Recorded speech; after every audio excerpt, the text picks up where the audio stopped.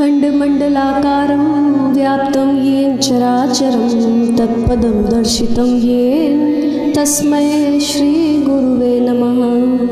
सच्चिदानन्दरूपाय विश्वोत्पत्त्यादिहेतवे तापत्रयविनाशाय श्रीकृष्णाय वयं नमः।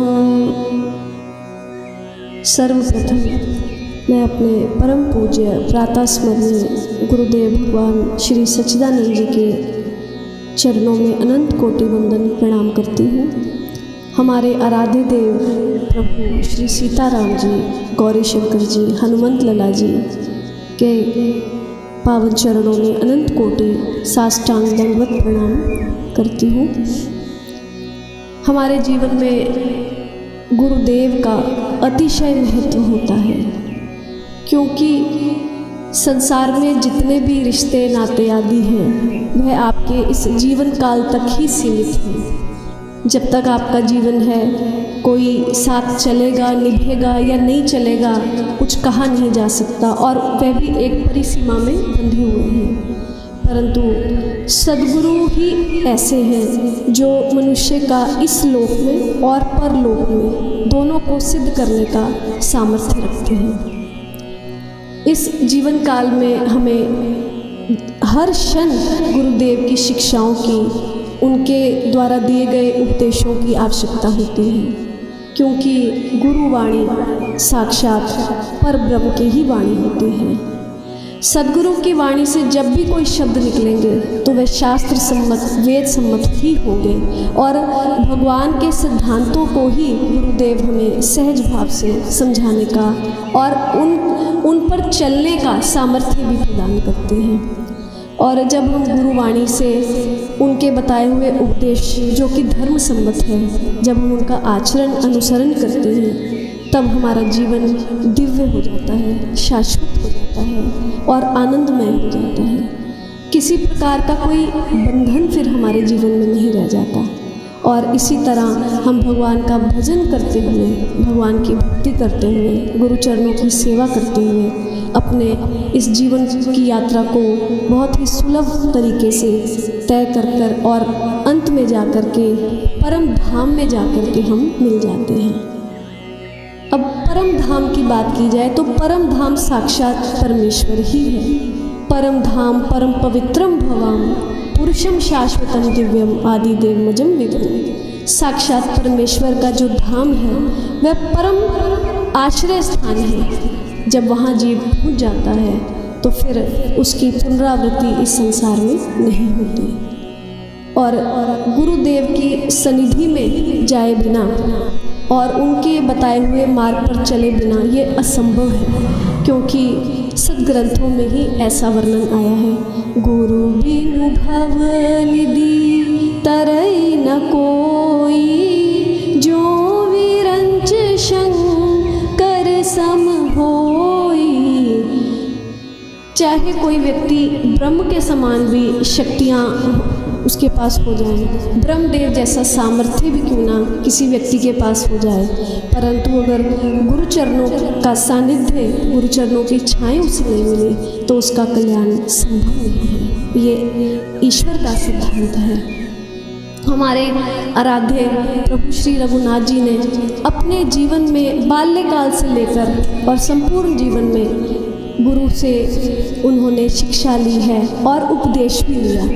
यद्यपि भगवान तो स्वयं साक्षात परमेश्वर हैं और उन्हें जान पाना तो किसी के बस की बात नहीं है, फिर भी वे अपने निज जनों का मान बढ़ाते हैं, अपने भक्तों को मान देते हैं। भगवान के बारे में साक्षात तो अर्जुन ने भी कहा है कि स्वयमेवात्मनात्मानं वेत्थ त्वं पुरुषोत्तम भूत भावन भूतेश देव देव जगतपते। कि हे नारायण, हे प्रभु, आपको जान पाना किसी के बस की बात नहीं है, क्योंकि आप तो देवों के भी देव हैं, भूत भावन भगवान है, इस ब्राह्मण को उत्पन्न करने वाले हैं। लय भी आप में ही ये ब्राह्मण जाकर के हो जाता है। तो गुरु की कृपा के बिना हमें भगवत प्राप्ति नहीं हो सकती, ये सिद्धांत बिल्कुल निश्चित है। और सद्ग्रंथों में सिद्धांत का बहुत खुला वर्णन हमें मिलने को आता है। अब एक मुझे प्रसंग याद आता है। एक बार श्री रघुनाथ जी जब वनवास में थे, तब उन्होंने वाल्मीकि ऋषि के यहाँ जाकर के उनका दर्शन किया।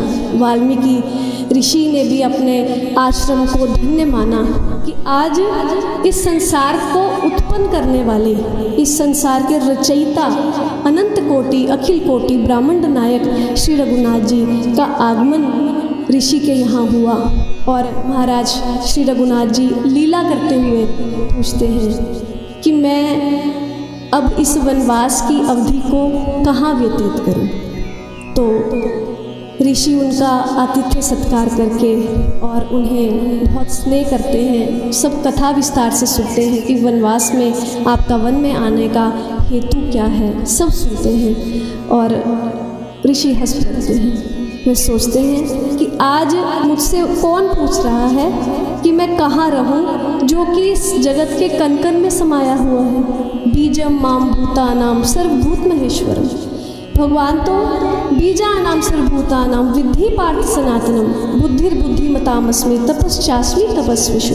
कि इस संसार का कोई भी कण घटघट ऐसा नहीं है जहाँ पर प्रभु की सत्ता ना हो। और आज वही परमेश्वर मुझसे पूछ रहे हैं कि वनवास की मैं अवधि को कहाँ बिताऊं, क्योंकि ऋषि जानते हैं कि इस संसार में भगवान की ही सत्ता विराजमान है। हरि व्यापक सर्वत्र समाना प्रेम ते प्रकट होई मैं जाना। कि भगवान तो सर्वव्यापक है, परंतु उन्हें प्रकट करने की एक विधि है। जिस प्रकार अगर हमें घृत की आवश्यकता हो तो दूध का पहले दही बनाया जाता है और फिर दही को मथ करके उसमें से माखन निकाला जाता है और फिर उस माखन से आगे घृत की प्राप्ति, घी की प्राप्ति हमें होती है। तो भगवान को प्रकट करने की एक ही रीति है, वो है प्रभु के चरणों में निर्मल प्रेम, प्रभु के चरणों में समर्पण और प्रभु की भक्ति का जो मार्ग पकड़ लेता है, गुरुदेव की कृपा अनुकंपा फिर उस पर बरसती है और निश्चित ही वह परम गंतव्य को प्राप्त करता है। ऐसा शास्त्रों का कथन है। और भगवान स्वयं कहते हैं कि मैं तो उसका मित्र हूँ जो मेरी भक्ति करता है। मैं कभी किसी से पक्षपात नहीं करता। समोहम सर्वभूतेषु नामे द्वेषो अस्ति ना प्रिये ये भजन्ति तुम माम भक्त्या मयि ते तेषु चाप्यहम्। भगवान कहते हैं मेरा तो एक ही सिद्धांत है कि जो भगवान का भजन करता है, जो भगवान की स्तुति करता है, उनका वंदन अर्चन पूजन करता है, भगवान फिर मित्र रूप में भी। और भगवान कहते हैं कि मेरा तो एक ही सिद्धांत है, जो मेरी भक्ति करता है, जो ईश्वर अर्पण बुद्धि रखता है, जो आत्मसमीक्षा करता है, भगवान का भजन करता है, भगवान उसके लिए मित्रवत प्रेम रखते हैं। वस्तुतः समस्त चराचर जीव के वह पिता भी हैं और पालनकर्ता भी हैं, परंतु जो भक्ति करता है, जो भगवान का से प्रेमा भक्ति करता है, वे विशेष तौर पर भगवान फिर उसे प्रेम करते हैं। अब इसे समझने के लिए ऐसे भी समझा जा सकता है, जैसे एक पिता है, उनके 4 पुत्र हैं, तो पिता चारों पुत्रों के लिए एक जैसा ही भाव रखता है, परंतु अगर उसमें से कोई एक विशेष ऐसा पुत्र हो जो अपने पिता के लिए बहुत ज़्यादा समर्पित हो, उनकी सेवा में रहता हो और उनकी सभी आज्ञाओं को पालन करता हो, तो उससे पिता का कई बार विशेष प्रेम हो जाता है। तो भगवान का प्रेम जिसने प्राप्त करना है, उसके लिए भक्ति मार्ग ही निर्दिष्ट किया हुआ है, ऐसा शास्त्रों का, धर्म ग्रंथों का आदेश है। और भगवान ऋषि से पूछते हैं कि मैं कहाँ रहूँ। ऋषि हंस करके तो पहले मंद मंद मुस्कान प्रभु के जो मुखमंडल पर दिख रही है उसका आनंद लेते हैं, क्योंकि आज उनका आगमन हुआ है जो उनके आराध्य हैं। ऋषि क्षण क्षण जिनकी आराधना करते हैं, जिनकी उपासना करते हैं, आज उन्हीं प्रभु का आना उनके कुटिया में हुआ है। और वाल्मीकि भगवान पूछते हैं कि अगर आप मुझसे पूछते हैं तो मैं आपको वही सब स्थान बताता हूँ जहाँ पर आप रह सकते हैं। अब यहाँ एक बहुत ही ज्ञानवर्धन और बहुत ही समझने वाली बात ये भी है कि यद्यपि ऋषि से प्रश्न प्रभु ने किया कि मैं वनवास की अवधि कहाँ बिताऊं, और ऋषि ने अपनी वाणी के द्वारा समस्त मानो वेद को ही खोल करके सामने रख दिया हो। उपनिषदों का जो ज्ञान गंगा उपनिषदों में बहती है, मानो उसे ही खोल कर रख दिया हो। और ऋषि ने अपने श्रीमुख से कहा कि शीस नवहि सुर गुरु द्विज देखी, प्रीति सहित करी विनय विशेषी, कर नित करही राम पद पूजा, राम भरोस हृदय नहीं दूजा।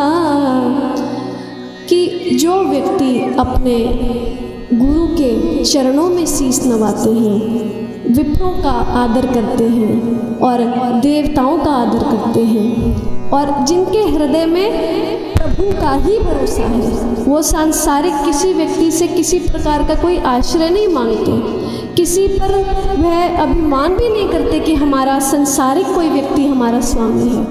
उन्हें तो एक केवल राम की ही, रघुनाथ जी की और प्रभु की ही गति है। वो तो प्रभु के चरणों में ही अपना सर्वस्व न्योछावर करके रहते हैं, और उनके हाथ जो हैं कर नित करहि राम पद पूजा, उनके जो हाथ हैं वह निरंतर प्रभु के श्री विग्रह की पूजा का, अर्चन का आनंद लेते हैं। अब कई बार लोग कहते हैं कि श्री विग्रह की पूजा सेवा से क्या होता है। ये तो वो अनुपम आनंद है, जब आप करेंगे तभी इसका अनुभव हो पाएगा। जब आपके हाथ वह सौभाग्य को प्राप्त कर जाएंगे कि आप अपने हाथ पर, अपने कर पर, जो आपको प्रभु ने उत्तम कर्म करने के लिए प्रदान किए हैं, जब आप उन पर शालिग्राम की शिला को पधरा करके और तुलसी से उनका अर्चन वंदन करेंगे, गंगा जल से उनका जब आप अर्चन करेंगे, तो जो दिव्य आनंद आपको प्राप्त होगा वो आपको उस पूजा के बाद ही पता चलेगा। उसे शब्दों में कहना कठिन है, क्योंकि ये एक निजी अनुभव होता है। कर नित करहि राम पद पूजा, और राम भरोस हृदय नहीं दूजा। और जीवन में कोई भी स्थिति आ गई है, सुख आया या दुख आया, दरिद्रता आई या आप आर्थिक रूप से आप सबल बन गए हैं, आप उन्नत हो गए हैं, परंतु आपका जो मन है, आपका जो हृदय है, वह भगवान के अगर चरणारविंदों में वैसे ही समर्पित है, और दोनों स्थितियों में आपके भीतर की जो भक्ति है अगर वह स्थिर है, तो आप ये समझ लीजिए आपने जीवन के रहते ही भगवत प्राप्ति कर ली। क्योंकि जो भगवान के निज जन होते हैं, उनके हृदय की जो अवस्था वो कुछ और होती है। सम सुखा दुखा स्वस्था, सम लोष्टाश्च कांचना, तुल्य प्रिया प्रियो धीर तुल्य निंदात्म संस्तुति। क्योंकि उनके लिए जीवन में सुख दुख कोई मायने नहीं रखते, और मिट्टी का ढेला और जो कंचन है, स्वर्ण का टुकड़ा, वह दोनों की नश्वरता को जानते हैं। वह जानते हैं कि ना तो ये मिट्टी स्थिर है, ना ये इसकी कणिकाएं स्थिर हैं, या ना ये माटी का ढेला स्थिर रहने वाला है, और ना ही ये स्वर्ण की जो स्थिरता है। और हर स्थिति परिस्थिति में उनका जो मन है वो प्रभु चरणों में रहता है। उन्हें चाहे कोई उनकी स्तुति करे या उनकी निंदा करे, परंतु वह इस बात से प्रभावित नहीं हो करके और हर स्थिति में समभाव रखते हुए भगवत आराधना करते हैं। और गुरु के चरणों में शीश नवाने से एक अभिप्राय और भी है। एक तो हमारा नियम होना चाहिए कि हम जब भोर में उठे तो गुरु चरणों में प्रणाम करें, क्योंकि ये रघुनाथ जी का दिया हुआ मार्ग है। प्रात काल उठ के रघुनाथा, मात पिता गुरु ना वही माता। रघुनाथ जी जब भोर में उठते तो अपने माता पिता के चरणों में साष्टांग करते, गुरु चरणों में वे समर्पित हो जाते, प्रणाम करते, और उसके बाद अपने सभी कार्यों को प्रारंभ करते। तो हमारे आराध्य का जो आदर्श है, उनका जो जीवन है, उससे हमने शिक्षा लेनी है। हमने सीखना है कि हमारा भी जीवन ऐसा ही सुंदर आदर्शों से भरा हुआ। और गुरु चरणों में शीश तभी आपका झुका हुआ माना जाएगा जब उनकी बताई हुई जो शिक्षाएं हैं आप उसे ग्रहण भी करेंगे। अब गुरु महाराज ने उपदेश दे दिया कि आपने 10 माला राम नाम की या शिव नाम की करनी है, और आप अगर वह नहीं करते तो ये समझ लीजिए कि अभी आपका मस्तक झुका नहीं है। और अनात्मा के प्रभाव में आपने इस देही को ही सब कुछ मानते हुए और इससे जुड़े हुए जो रिश्ते नाते हैं, घर बार है और पुरजन परिजन परिवार बंधु बांधव या अट्टालिकाएं भवन आदि जो भी आपके पास सब कुछ है, आप उसे ही सब कुछ मानते हैं। और अपनी आत्म उत्थान आत्म कल्याण के लिए अगर आप प्रशस्त नहीं होते गुरु के बताए हुए मार्ग से, तो ये समझ लीजिए कि आपका जो मस्तक है अभी तक गुरु चरणों में झुका नहीं है। अब आगे वाल्मीकि भगवान कहते हैं कि मंत्र राज निज जप ही तुम्हारा, सेवहि तुम्हें सहित परिवारा, कि आपके जो मंत्र का नित्य उच्चारण करते हैं, उसका जो जप करते हैं, तो ये समझ लीजिए कि उनके हृदय में आपका सिंहासन जो है, उनके हृदय में जो आपका स्थान है वो स्थिर हो गया। क्योंकि भगवान का जो नाम है वो कली के जो दोष हैं, कली के जो दर्प हैं, उन सबको नष्ट करके और हमें दिव्य बनाता है। और राम नाम का प्रभाव तो सभी जानते हैं कि राम एक तापस दिए तारी, नाम कोटि खल कुमति सुधारी। राम ने माता अहिल्या का, जो कि तापस दिए थी, गौतम ऋषि की अर्धांगिनी थी, उनका उद्धार किया और उन्हें पति लोक में भेजा। परंतु भगवान के नाम ने तो कोटि खलों की जो कुमति है उसे सुमति में परिवर्तित करके और भगवत धाम की प्राप्ति की है, करवाई है। तो भगवान के नाम का अतिशय महत्व है। ये वही नाम है महामंत्र जय जपत महेशु, काशी मुक्ति हेतु उपदेशु, महिमा जासु जानत गण राउ, और प्रथम पूजियत नाम प्रभु। ये वही राम मंत्र है, ये महामंत्र है जो भगवान शंकर, जब काशी में कोई व्यक्ति अपनी देही का परित्याग करता है तो उसके कान में भगवान शंकर के द्वारा यही मंत्र दिया जाता है। और इसी नाम की महिमा को गणपति जी ने जाना और वह प्रथम पूजनीय हो गए। जब भी कोई मांगलिक कार्य होता है तो सबसे पहले गणपति गणेश भगवान का आवाहन किया जाता है। वक्रतुंड महाकाय सूर्यकोटि समप्रभ, निर्विघ्नं कुरु मे देव सर्वकार्येषु सर्वदा। तो वक्रतुंड भगवान श्री गणपति जी का आशीर्वाद लेकर ही हम सभी कार्यों को करते हैं। बात तो समझने की है, जीवन के मूल्यों को समझने की है कि भगवान के जो बताए हुए निर्दिष्ट मार्ग हैं उनका हमने कैसे अनुसरण करना है। और आगे वाल्मीकि जी कहते हैं कि जिसके हृदय में काम ना हो, क्रोध ना हो और लोभ ना हो, शोभ ना हो, किसी के प्रति द्रोह ना हो, और आप उनके हृदय में रहिए। क्योंकि कामना एक ऐसा विष है जिसे पहले आप अर्जित करने के लिए आप बहुत उसके लिए आप मेहनत करेंगे और अर्जित होने के बाद भी आपके जीवन में यह कभी संतुष्टि और शांति आपको नहीं दे सकती। ध्यायतो विषयान पुंसा संस्तेषोपजायते, संगात संजायते कामात्, कामात् क्रोधो विजायते। जब व्यक्ति विषयों की ओर ध्यान करता है तो फिर उन विषयों से उसके भीतर आसक्ति की उत्पत्ति होती है। और आसक्ति का दूसरा नाम बंधन है। वह आपके मन को, आपके हृदय को, आपके विचारों को मलिन कर देगी और आपके जीवन को इतना आसुरी प्रवृत्ति में ले जाएगी कि आपके भीतर दिव्य गुण कभी उतरेंगे नहीं। और दैवी संपद्वी मोक्षाय निबंधा या सूर्यमतः, क्योंकि जो दिव्य गुण हैं वो आपको मोक्ष की ओर ले जाते हैं और जो आसुरी गुण हैं वह आपका पतन कर देते हैं। तो जिनके कपट दम्भ नहीं माया, तिनके हृदय बसहु रघुराया। तो आगे वाल्मीकि भगवान कहते हैं कि जिनके हृदय में कपट ना हो, दंभ ना हो। दंभ क्या है? दंभ आसुरी गुण है। दम्भो दर्पो अभिमानश्च क्रोधा पारुष्यमेव च। ये आसुरी गुण हैं, आपके भीतर को नष्ट करने वाले हैं, आपके विवेक का हरण करने वाले हैं। इसीलिए तो गुरुजन हमें कहते हैं कि सत्संग का आश्रय कीजिए। बिनु सत्संग विवेक न होई, राम कृपा बिनु सुलभ न सोई। कि सत्संग के बिना विवेक की प्राप्ति नहीं होती। विवेक क्या करना है जीवन में, कौन से कर्म करने वाले हैं और कौन से त्यागने वाले हैं, इसका आपके जीवन में आपको समझ अवश्य होनी चाहिए। कई बार कुछ लोग ऐसे भी हैं जो अपने कर्मों को त्याग कर देते हैं और ये कहते हैं कि हमने त्याग कर दिया। नियत तु संन्यासा कर्मणो नोपपद्यते मोहातस्य परित्यागस् तामसा परिकीर्तिता। निर्दिष्ट कर्म का जब व्यक्ति कोई त्याग कर देता है, जो कर्म आपको सद्ग्रंथों के द्वारा निर्देशित हैं, जब आप उसका परित्याग कर देते हैं, उन्हें छोड़ देते हैं, तो आप ये समझ लीजिए कि वह आपका त्याग भी तामसिक है।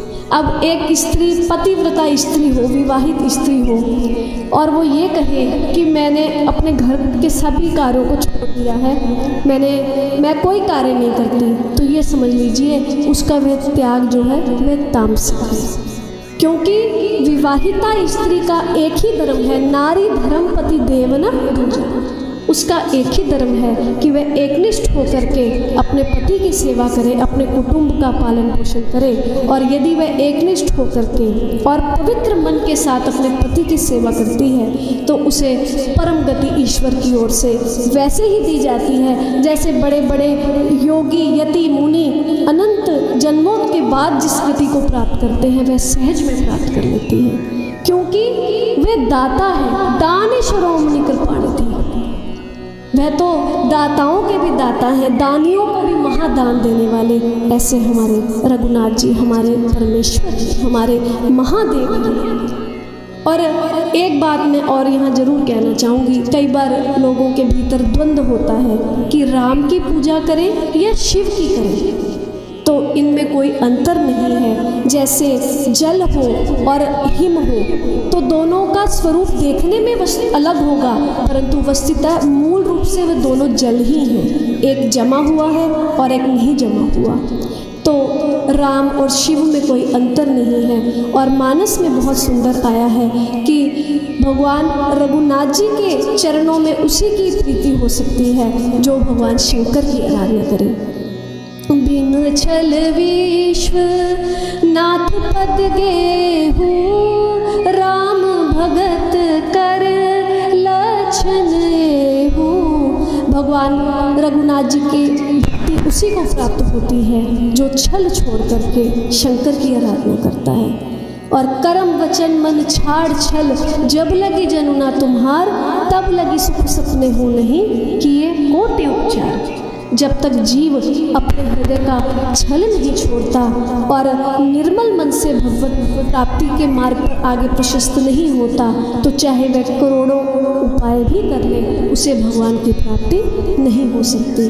भगवान वाल्मीकि श्री रघुनाथ जी को और भी स्थान बताते हैं रहने के लिए कि तर्पण होम करहि विधि नाना, विप्र जिमाई देहि बहुदाना।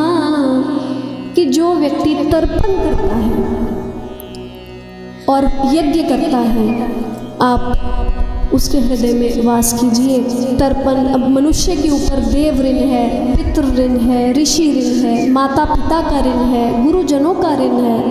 तो तर्पण श्राद्ध पक्ष में पितरों के लिए किया जाता है और देव तर्पण किया जाता है उनकी उपासना से, भगवान की आराधना से। ये एक व्यवस्था बन रही है। तो जब मनुष्य देही में व्यक्ति होता है और उसे इस व्यवस्था का अनुसरण करना चाहिए।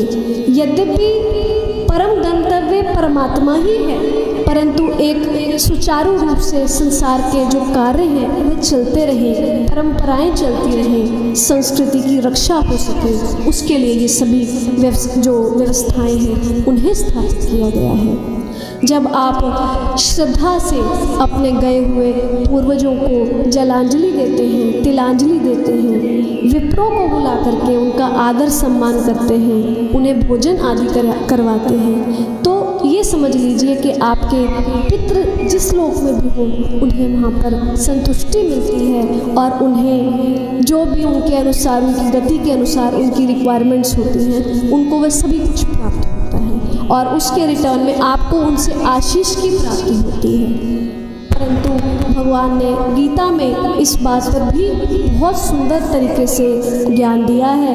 भगवान ने कहा कि यान्ति देवव्रता देवान पितृ यान्ति पितृव्रता यान्ति भूतानि भूतेज्या मध्य यान्ति जिनोपि माम, कि जो पितरों की आराधना करता है वह पितरों को प्राप्त होता है, जो भूतों की आराधना करता है वह भूतों को प्राप्त होता है, जो देवों की आराधना करता है वह देव योनि में जाता है, जो कि स्थायी नहीं है, क्योंकि स्वर्ग स्वल्प अंत दुखदायी। और भगवत प्रेरणा से जो भगवान की आराधना करता है, भगवान के जो मार्ग को पकड़ता है, भक्ति मार्ग को पकड़ता है, वो भगवान को प्राप्त होता है।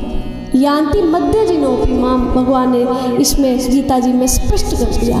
तो परम गंतव्य ईश्वर ही है। आत्म समीक्षा करते हुए, आत्म समीक्षा से अर्थ है अपने उत्थान के लिए कार्य करते हुए और निरंतर हमारे जीवन में भगवान की भक्ति बनी रहे, इस तरह से हम अपना जीवन जिए। सभी उत्तरदायित्वों को हम अपने निभाएं, जिस जगह जिस धर्म में जो व्यक्ति जहाँ है उसके अनुसार उसे कार्य करना चाहिए और ऐसे किसी भी कर्म का उसे त्याग नहीं करना चाहिए जो शास्त्र की आज्ञा हो और निर्दिष्ट हो, उसे शास्त्र की ओर से जो निर्देश किया गया हो।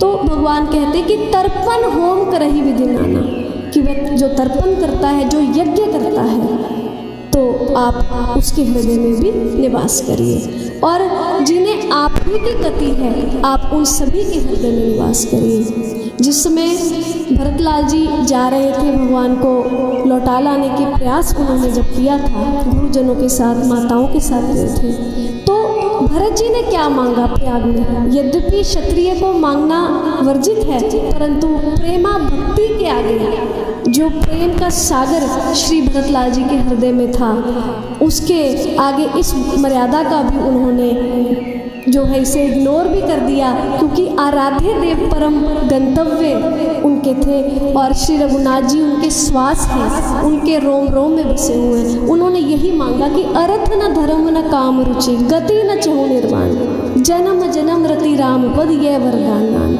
कि मुझे कुछ नहीं चाहिए, मुझे ना तो अर्थ चाहिए ना धर्म चाहिए, मुझे कुछ नहीं चाहिए, ना मैं किसी संसार में किसी प्रतिष्ठा को प्राप्त करना चाहता हूँ, मुझे तो जन्म जन्मांतर तक मेरे रघुनाथ के चरणों की प्रीति चाहिए, प्रेम चाहिए। और यही जो मांग उन्होंने की, यही हमारे भीतर भी होनी चाहिए, क्योंकि ये संसार ईश्वर से व्याप्त है। यहाँ के साधनों को त्याग पूर्वक हमें केवल साधन मात्र बना करके परम गंतव्य को प्राप्त करने के लिए प्रयोग मात्र करना चाहिए। अब किसी व्यक्ति ने यहाँ से दिल्ली जाना हो, पंजाब से दिल्ली जाना हो, तो वो गाड़ी में जाता है या रेल से जाता है या बाई प्लेन जाता है, तो वो एक साधन है, परंतु उसकी जो डेस्टिनेशन है वो उसकी दिल्ली है जहाँ उसे पहुँचना है। तो इसी तरह से ईश्वर अर्पण बुद्धि से सभी कार्य करने चाहिए, क्योंकि ईशावास्यमिदं सर्वं यत्किंच जगत्यां जगत् तेन त्यक्तेन मुञ्जिता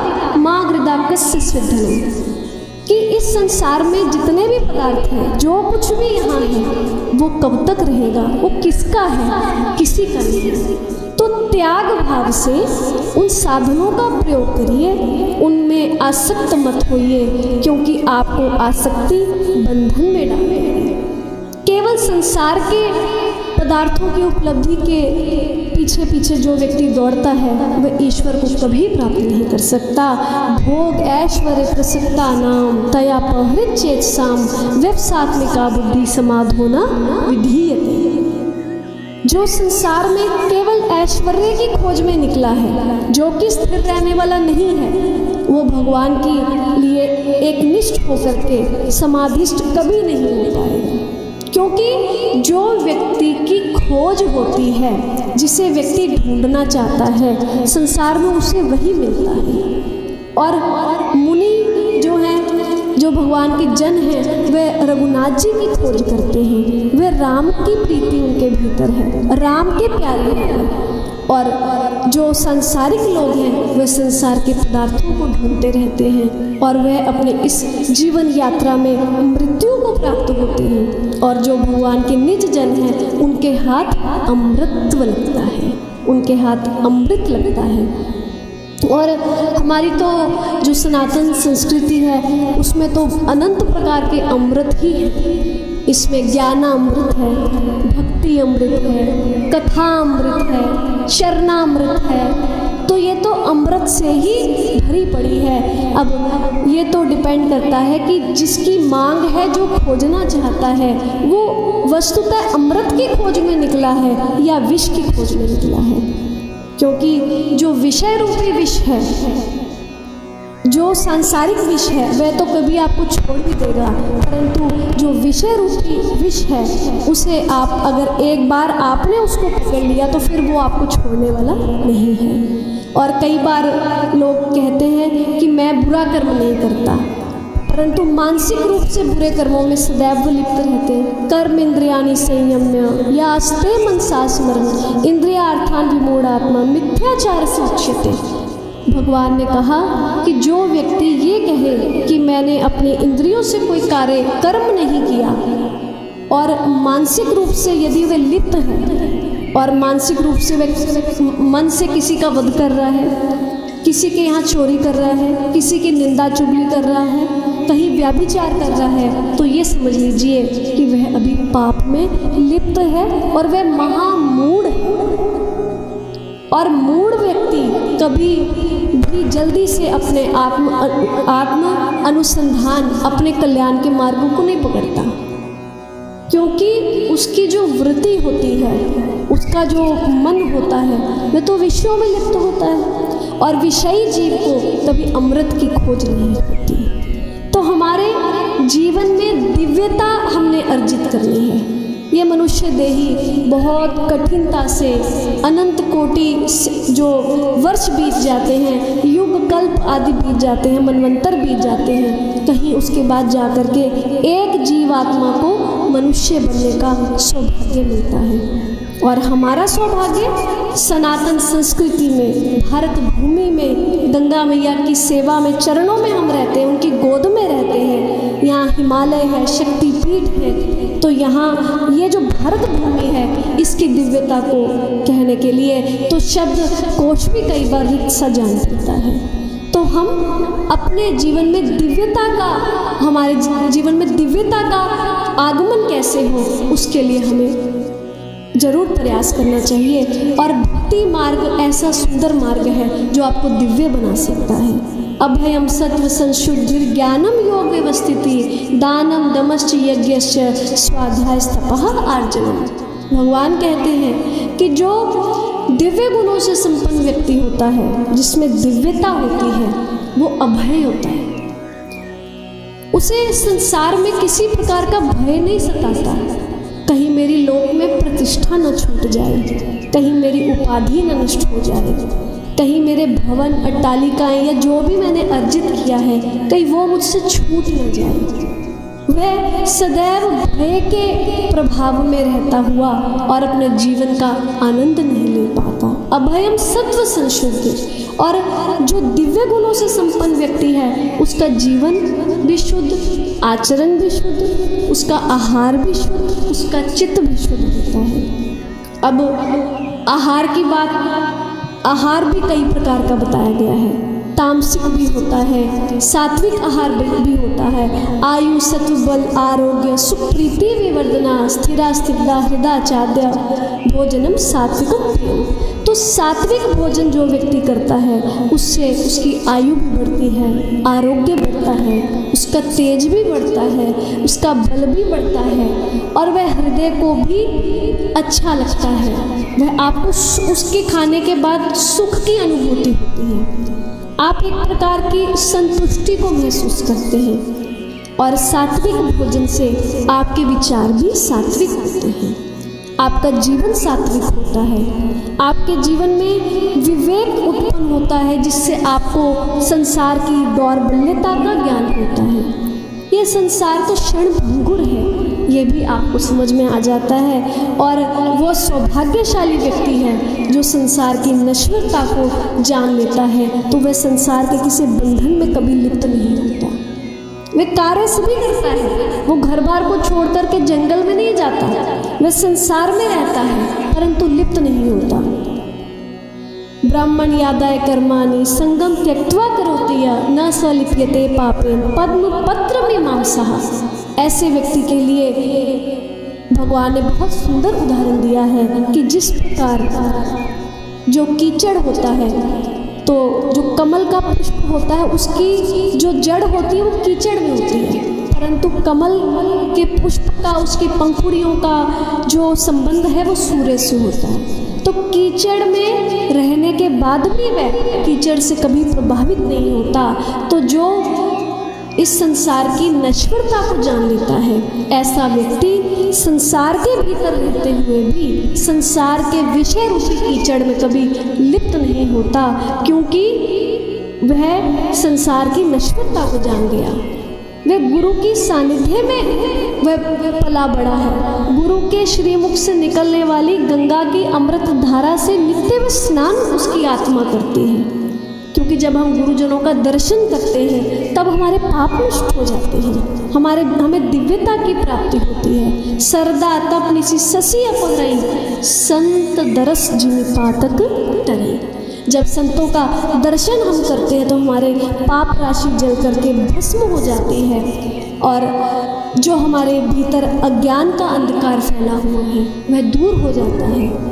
ज्ञान का सूर्य हमारे भीतर उदय हो जाता है, हमें शाश्वत अंश की समझ आती है, दिव्यता हमारे भीतर उतरती है और हम दिव्य गुणों से सुशोभित हो जाते हैं। और जब व्यक्ति एक बार दिव्य गुणों से भर जाता है तो फिर दिव्य को दिव्य ही मिलेगा और नश्वर को नश्वर की ही प्राप्ति होगी। तो अभयम सत्व संशुद्धिर ज्ञानम योग अवस्थिति दानम दमश्च यज्ञश्च स्वाध्यायस्तपः अर्जुन।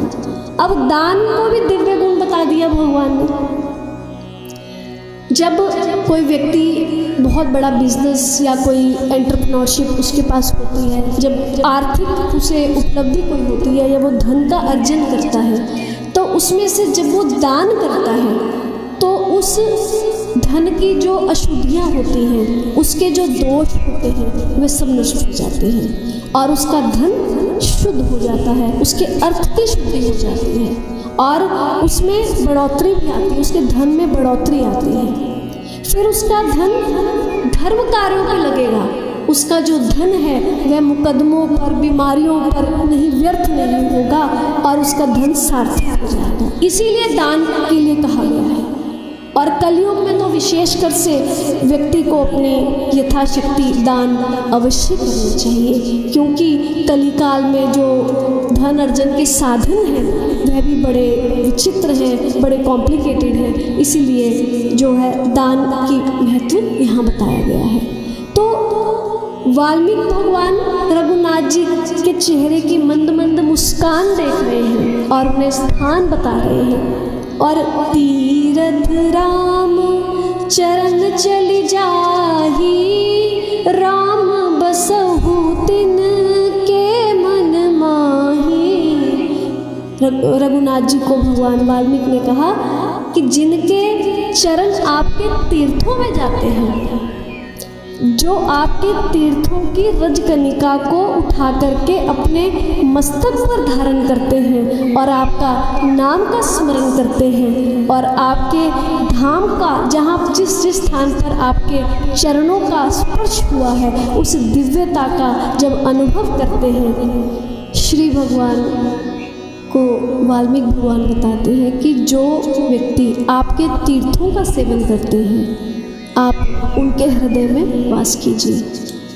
अब कई बार लोग पूछते हैं कि ये संसार तो महातीर्थ है, तो फिर तीर्थ पर विशेषकर जाने का क्या महत्व है, उसकी आवश्यकता क्यों है? तो जो तीर्थ है उनकी महिमा कुछ विशेष होती है। क्योंकि वहाँ पर बहुत सारे महात्माओं ने तप किया होता है। कई बार तो हमें वही महात्मा पता होते हैं जिनके बारे में कोई उल्लेख मिलता है, या हम अपने ज्येष्ठों से सुनते हैं या विद्वानों से या संतों से सुनते हैं, और कई बार अप्रत्यक्ष रूप में बहुत सारे देवियाँ और महात्मा जन, साधु जन वहाँ पर तप करते हैं। तो उनके तप का जो दिव्य प्रभाव वहाँ होता है, एक तप पुंज वहाँ होता है। तो जब हम उस तीर्थ का सेवन करते हैं तो हमारे भीतर अध्यात्म की उन्नति, उनकी जो वहाँ पर तप की दिव्य तरंगे होती है, जब वो हम पर पड़ती हैं तो हमारे आध्यात्मिक जीवन में उन्नति हमें प्राप्त होती है। हमारा भी मन फिर भक्ति की ओर अग्रसर होता है, हमारा मन शुद्ध विचारों को ग्रहण करना चाहता है, हमारा मन जो है सुंदर भगवान के यश को सुनना चाहता है, और हमारे फिर कान जो है वो भगवान की कथा को सुनना चाहते हैं। क्योंकि भगवान की जो कथा है वह गंगा की अमृत धारा है, और जब वह हमारे कानों रूपी समुद्र में प्रवेश करती है, यदि अगर हमारे कान समुद्र है तो जब कानों में वह नदियाँ प्रवेश करती हैं और हमारे कान रूपी समुद्र जब तृप्त नहीं होते और निरंतर भगवान के यश को जब हम सुनना चाहते हैं, तो इससे ये स्पष्ट होता है कि हमारे भीतर भगवान की भक्ति है। कथा तुम्हारी सुभग सरिता, श्री वाल्मीकि भगवान ने कहा है कि जिनके श्रवण समुद्र समाना, कथा तुम्हारी सुभग सरिता, कि जिनके कान समुद्र हैं। आज तक समुद्र कभी अनंत नदियों के गिरने के उपरांत भी कभी समुद्र भरा नहीं है, तो आपकी कथा अमृत की, जो गंगा, जो भगीरथी, जो अलकनंदा, जो सरस्वती, जो तापसी, जो सरयू, जो गंडकी, आपकी कथा अमृत की है। जब वो कानों रूपी समुद्र में प्रवेश करती है और भक्तों के जो कान हैं वे संतुष्ट नहीं होते, तो ऐसे जो भक्त हैं वे आपके निज जन हैं, आप उनके हृदय में आप विराजमान रहिए और वह आपका सुंदर सदन है। मच्चित्ता मद्गत प्राणा बोधयन्तः परस्परम कथयन्तश्च माम नित्यम तुष्यन्ति च रमन्ति च। क्योंकि भगवान के भक्त, चार भक्त जब इकट्ठे होकर कहीं बैठेंगे तो वह भगवान की ही चर्चा करेंगे, भगवत चर्चा करेंगे, जिसे हम लोग सत्संग भी कह सकते हैं। क्योंकि जहाँ पर भगवत चर्चा होगी वहाँ पर सुंदर सूत्र निकल के आएंगे, और जो भगवान के भक्त होते हैं वो कथा सुनते सुनाते हैं तुष्यन्ति चरम, और तुष्ट होते हैं, उससे पोषित हो जाते हैं। जिस प्रकार खेत में जब फसल बोई जाती है तो उसमें फिर जल डाल करके उसे पोषित किया जाता है, इसी प्रकार जो भक्त का हृदय है वह वही खेत है जो भगवान के नाम के सुंदर बीज जब उसमें डाले जाते हैं, कथा अमृत का जब जल डाला जाता है तो वहाँ पर भक्ति के सुंदर पुष्प खिल करके फिर सामने आते हैं। ऐसी भगवान की कथा अमृत है, तो हमें प्रयास करके कथा अमृत का पान करना चाहिए। क्योंकि भगवान की कथा और सत्संग की प्राप्ति उसे ही होती है जिस पर भगवत कृपा होती है। क्योंकि सत्संगति की सनिधि में जब व्यक्ति आ जाता है तो सत्संगति संस्कृति करे, सत्संगति संस्कृति का अंत कर देती है। जो आपका संसार में कभी आप आ गए, कभी किसी रूप में, कभी किसी योनि में, कभी पहाड़, पत्थर, पेड़, वृक्ष, जानवर आदि आदि बन करके जब जीव आता रहता है, तो ये इस निरंतर चलने वाली जो कठिन दुखों से भरी हुई यात्रा है, इसको भगवान की कथा श्रवण मात्र से ही ये दूर कर देती है। क्योंकि भगवान की कथा भव भय का भंजन करती है, भव का नाश करती है, और उसकी प्राप्ति भी गुरुजनों के मुख से होती है।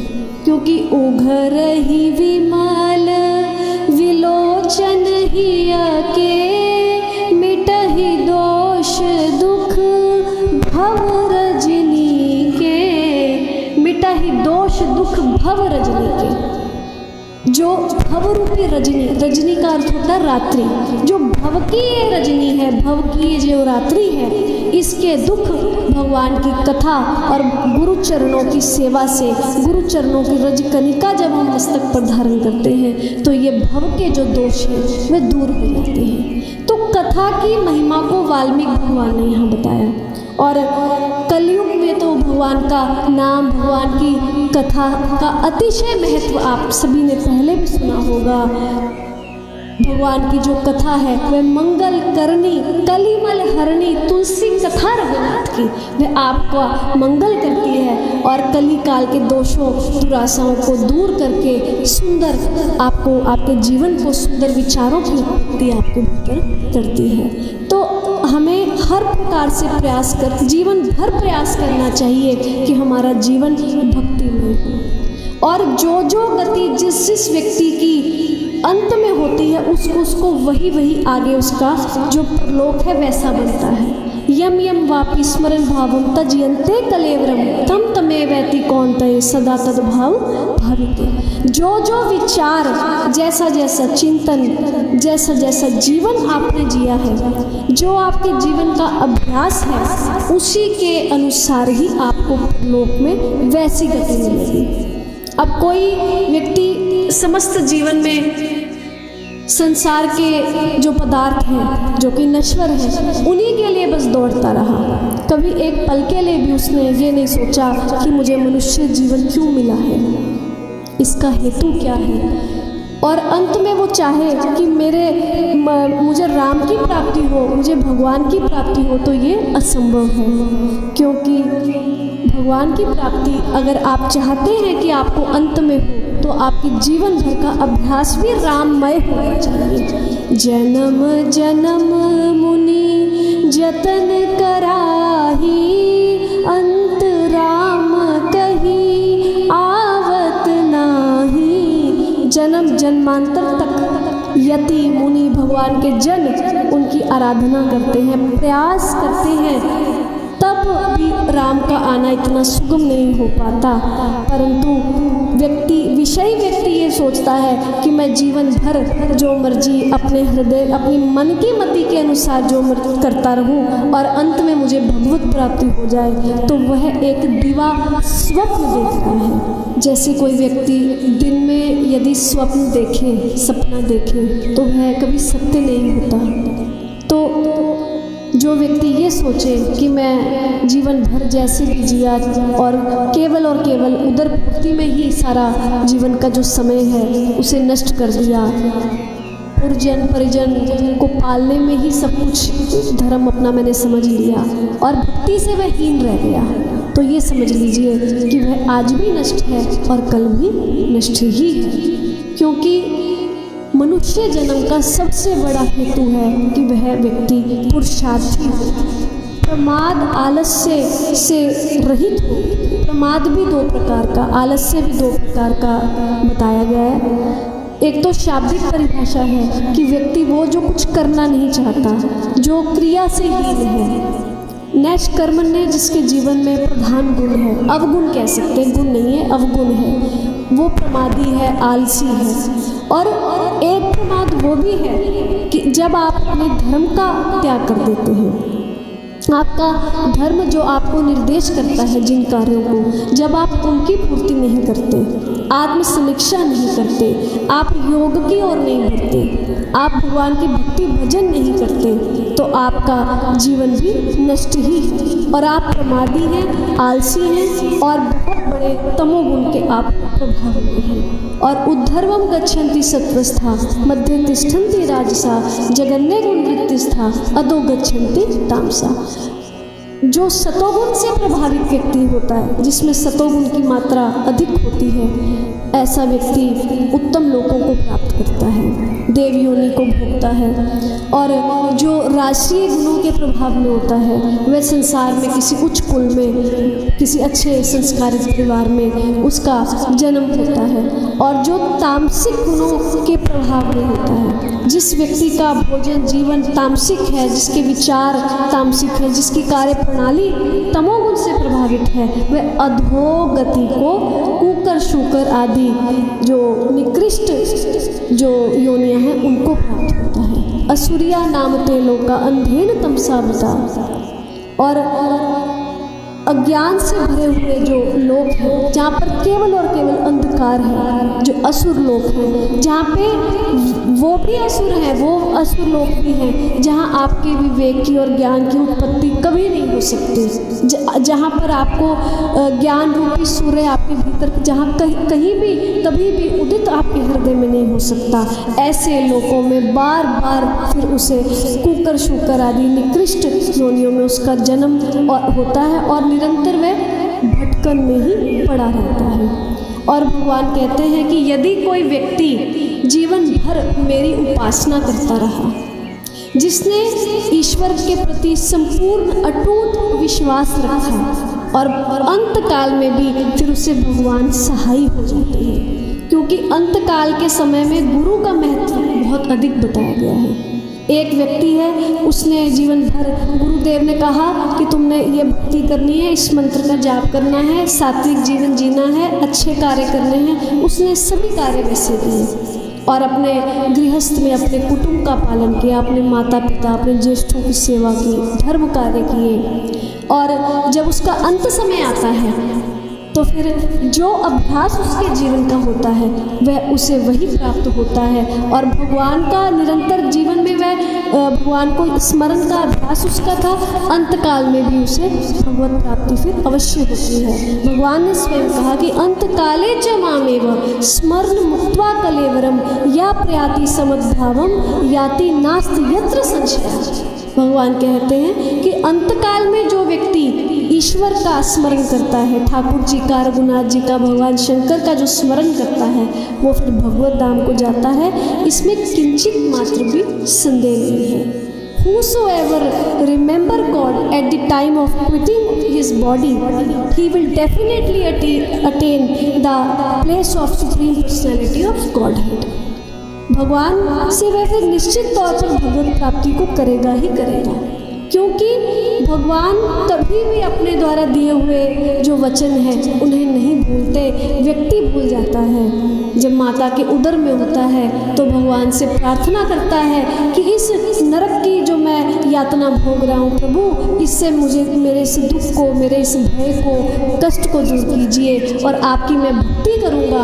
और संसार में माया के प्रभाव में आते ही भगवान की भक्ति छोड़ देता है। परंतु जो गुरुजनों की सनिधि में रहते हैं वो भगवान से कहीं ना कहीं जुड़े रहते हैं और माया के प्रभाव में नहीं आते। देवी ये श्याम गुणमयी मम माया दुरत्यया मामे वे प्रपद्यन्ते माया में ताम तरंती के। यद्यपि भगवान की माया बहुत कठिन, बहुत दुर्गम है, बहुत दुस्तर है, ये वही माया है जो संत शिरोमणि श्री नारद जी को भी जिसने एक बार मोह लिया था, ये वही माया है जो बड़े बड़े भक्तों को भी कई बार किसी न किसी परीक्षा में डाल देती है।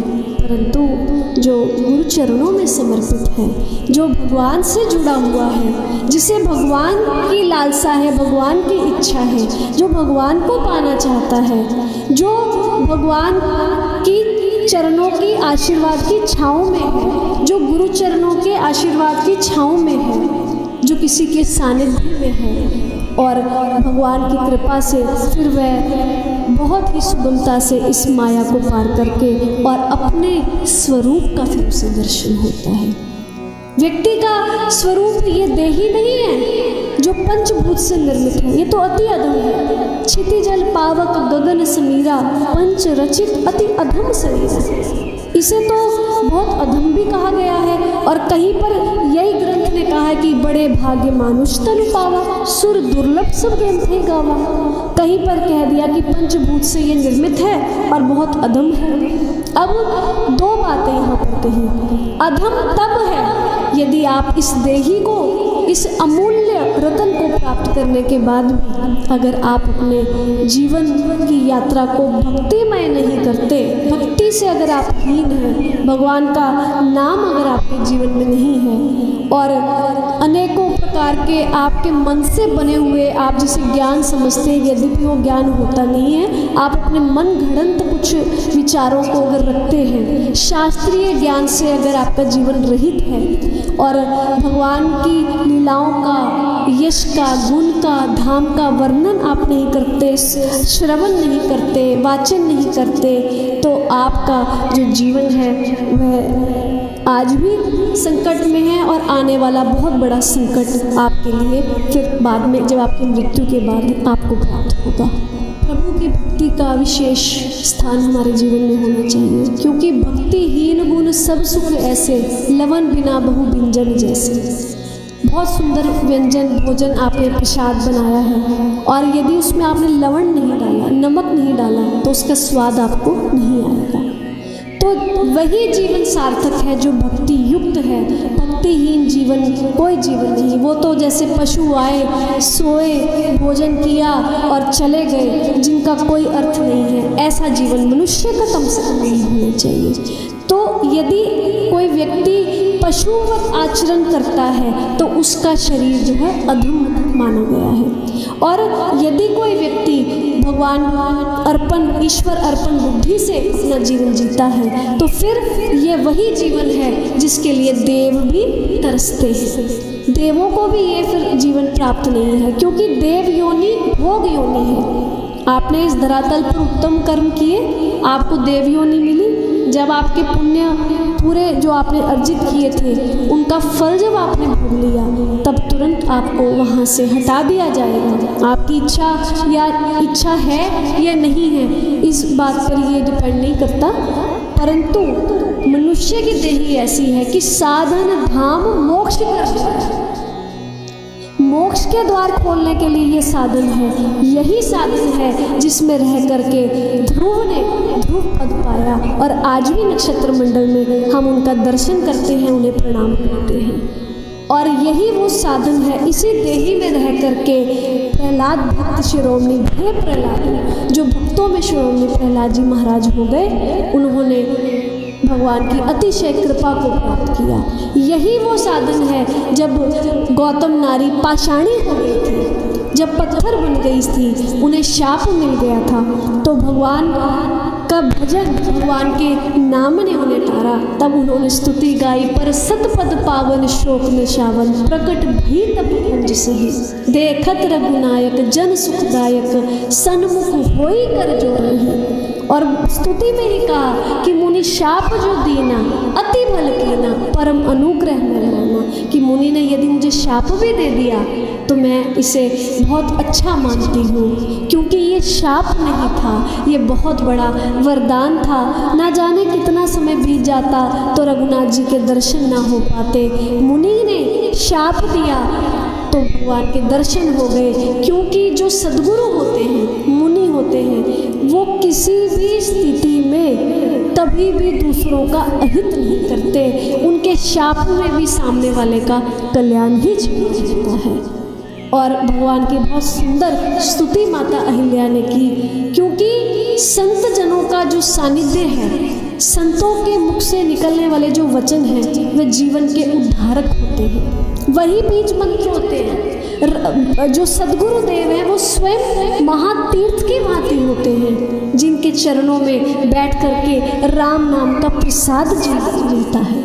राम नाम रूपी मणि वो हमारी जिह्वा रूपी देहरी पे रख देते हैं, जिससे हमारा भीतर और बाहर प्रकाशित हो जाता है। राम नाम मणि द्वीप धरु, जिह देहरी द्वार, तुलसी भीतर बहारे हो, जो चाहसी उजारे। मानस में गोस्वामी जी महाराज ने कहा कि जो जीवन के अंधकार को दूर करके और प्रकाश को प्राप्त होना चाहते हैं, वो राम नाम की मणि को जिह्वा पर धारण करें। तो हमारा जीवन तभी सार्थक है जब हम भगवान का भजन करें, भक्ति करें। इसी तरह फिर वाल्मीकि ऋषि ने भगवान को अनेकों स्थान बताए और उसमें विशेषता भगवान की कथा की प्रधानता, भगवान के जो मंत्रों